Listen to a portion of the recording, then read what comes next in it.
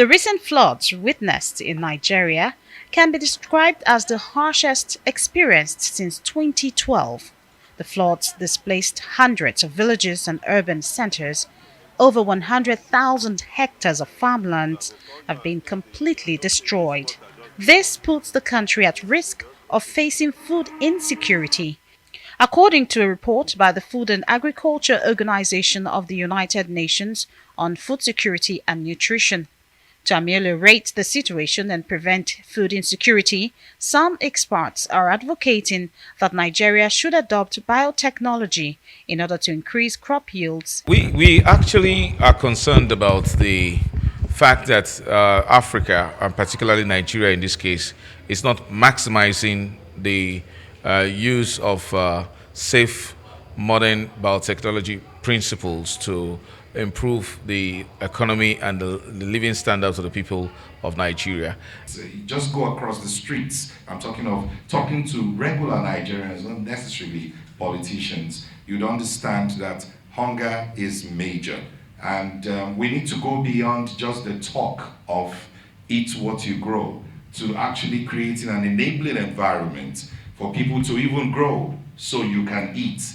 Food experts and policy analysts at this one-day meeting in Abuja to enhance food security says there is a major emphasis on deploying biotech solutions in Africa's most populous nation. Here, I'll give you some examples, like the solutions of biotech. It helps to slow down climate change, like Dr. Ilo said, and provide herbicide-tolerant crops, insect-resistant crops, salinity-tolerant crops, and drought-resistant crops. I'd like to give an example of one developed by IITA recently, the Elo maize that we are now trying. That Elo maize can bring out like 5 crops, and which will increase the yield of the farmers. So we have distributed to some farmers, and we have started getting some of the results. So very interesting results. The USAID report indicates that Nigeria's production of maize and soya beans had increased from 12.4 million tons in 2020 to 12.7 million tons in 2021. It is still very inadequate.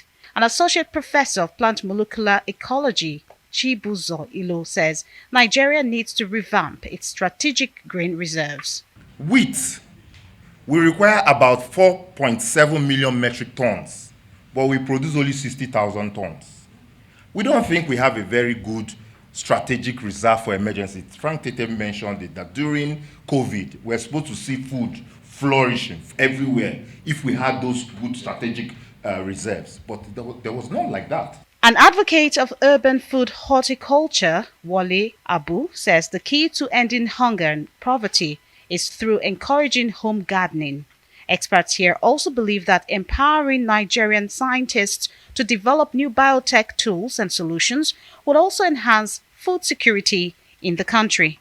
Georgina Ndukwezainka, Arise News.